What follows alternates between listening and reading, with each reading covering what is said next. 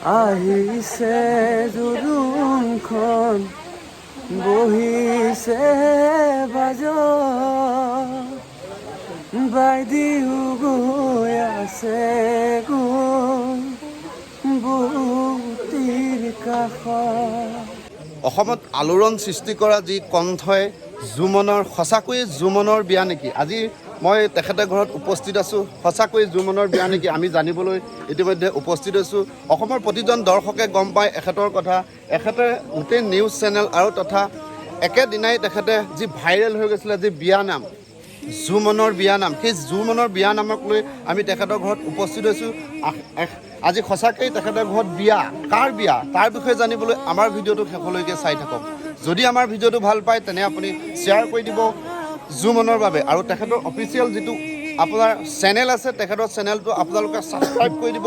তেতিয়াহে আগন্তুক দিনত জুমন সঁচাকৈ আপোনালোকৰ প্ৰিয় হৈ থাকিব আৰু আপোনালোকৰ বাবে সুমধুৰ গীতসমূহ প্ৰেৰণ কৰি থাকিব। আমি ব'লক এতিয়া জানো কাৰ বিয়া হয়, সঁচাকৈ এই ৰহস্য কি হয়, কিয় বিয়া নাম গাবলৈ তেখেতে চেষ্টা কৰিছিলে ইমান দিনে, কিয় গাইছিলে, এই বিয়া নামক লৈ গোটেই আলোড়ন সৃষ্টি হোৱা মূল কাৰণ কি হ'ব পাৰে?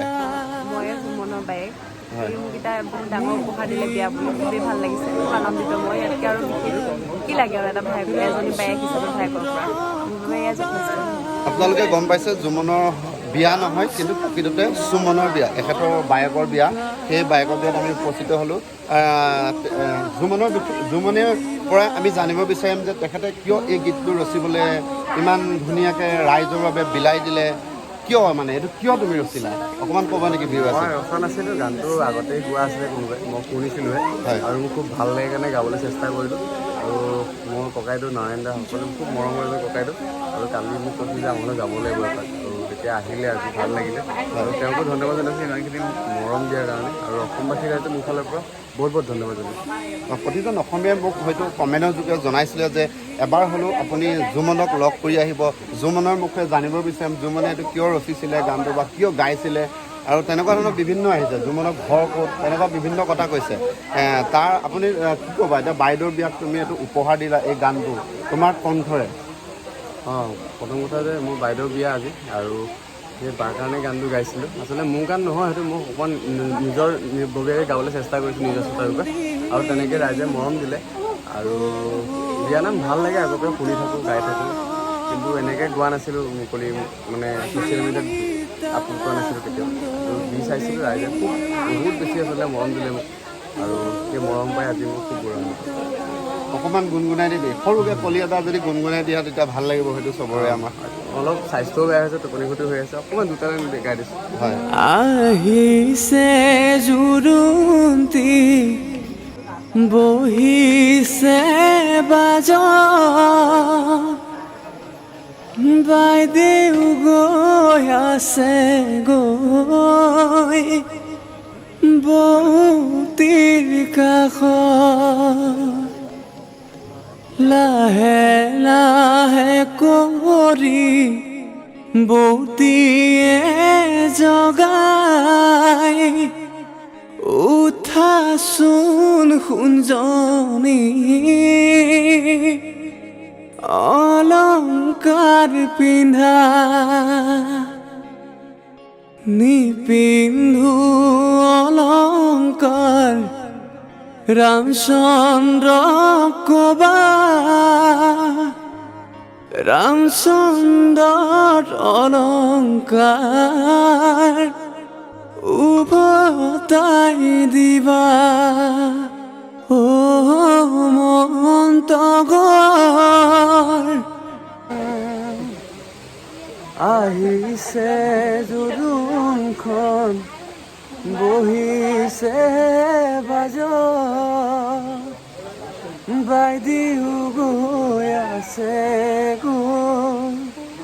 বুটিৰ কাষত, লাহে লাহে কৰি বুটিয়ে জগাই উঠাচোন সোণজনী, অলংকাৰ পিন্ধা নিপিন্ধো অলংকাৰ ৰামচন্দ্ৰ কবা, ৰামচন্দ্ৰৰ লংকা উভতাই দিবা।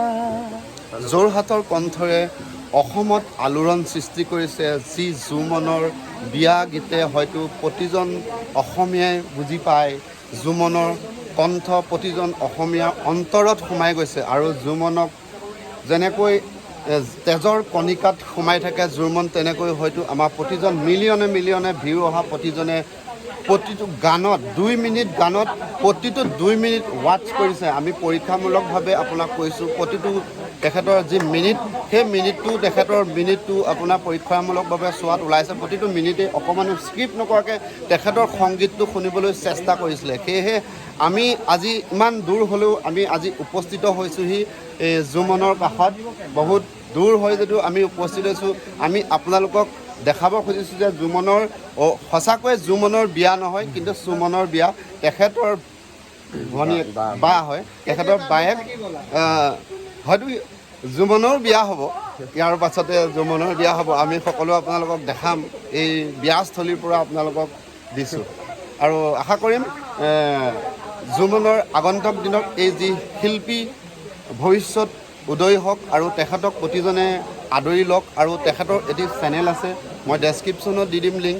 এখেতক আপোনালোকে প্ৰতিজনে আপুনি ভিউ কৰাটোৱে নহয়, প্ৰতিজনে যাতে এখেতক ছাবস্ক্ৰাইব কৰি আপোনালোকে এখেতক মৰম দিয়ে, তেতিয়াহে এখেতে আগন্তুক দিনত আপোনালোকক সুমধুৰ গীতসমূহ গাই আপোনাক মৰম বিলাই যাব পাৰিব। সদৌ শেষত সকলো ভিউৱাৰ্ছলৈ ধন্যবাদ জ্ঞাপন কৰিলোঁ। আমি ইমান সময় আমাক সুন্দৰকৈ ভিডিঅ'টো চাই থকাৰ বাবে আৰু জুমনৰ বাবে আপুনি শ্বেয়াৰ কৰি দিব, তেতিয়া প্ৰতিজনে এখেতক বুজি পাব জুমনৰ কণ্ঠৰ কিমান পাৱাৰফুল আছে। হয়তো মানসৰ ছবিখন আপোনালোকে পাই থাকে আমাৰ ফেচবুকৰ জৰিয়তে। এয়া মানস হয়, মোৰ ভাতৃপ্ৰতিম মানস আছে, এই জুমনৰ বিয়াতে আছে। কেনেকুৱা অনুভৱ আজি জুমনক লৈ উঠি অহা প্ৰজন্মৰ ভিতৰত এজন তেখেতে ইমান সুন্দৰকৈ গীত পৰিৱেশন কৰি আলোড়ন সৃষ্টি কৰিছে। অসমৰ প্ৰতিজন মানুহে বিচাৰিছে তেখেতৰ কণ্ঠ, আৰু কণ্ঠক মিলিয়নে মিলিয়নে সদায় ভিউ হৈ যাবলৈ ধৰিছে। আৰু প্ৰতিজন ভিউ আছে মোক আপত্তি কৰিছিলে, আপুনি এবাৰ হ'লেও জুমনৰ বিষয়ে আপুনি জনাব আৰু জুমনৰ বিষয়ে ক'ব আৰু তেখেতক লগ কৰিব। তুমি কি কোৱা এজন ভাতৃপ্ৰতিম বন্ধু হিচাপে তেখেতৰ হয়, মৰমৰ ভাইটি জুমন, তালৈ আমাৰ সদায় মৰম আছে আৰু মৰম সদায় থাকিব। আৰু ইমান ধুনীয়া কাম কৰিছে, সেইটো কাৰণে ৰাইজেও তাক মৰম দিছে তেনেদৰে। আৰু মই তাক কৈছোঁ যে অনাগত দিনত আৰু ভাল ভাল কাম কৰি যোৱা আৰু অসমৰ ৰাইজক সদায় নতুনত্ব এটা দিবলৈ চেষ্টা কৰা। সেয়া তাৰ প্ৰতি অনুৰোধ। আজি তাৰ বায়েকৰ বিয়া, গতিকে শুভকামনা দুইজনলৈ যাচিল। আৰু মৰমৰ নাৰায়ণ দা, যি সদায় বেলেগক উৎসাহ দি থাকে, একদম পাছফালে থাকি বেলেগক আগুৱাই যাবলৈ উৎসাহ দিয়া এজন মানুহ নাৰায়ণ দা। গতিকে নাৰায়ণ দাকো মই এইটো সুযোগতে ধন্যবাদ জ্ঞাপন কৰিছোঁ আৰু শুভেচ্ছা জনাইছোঁ।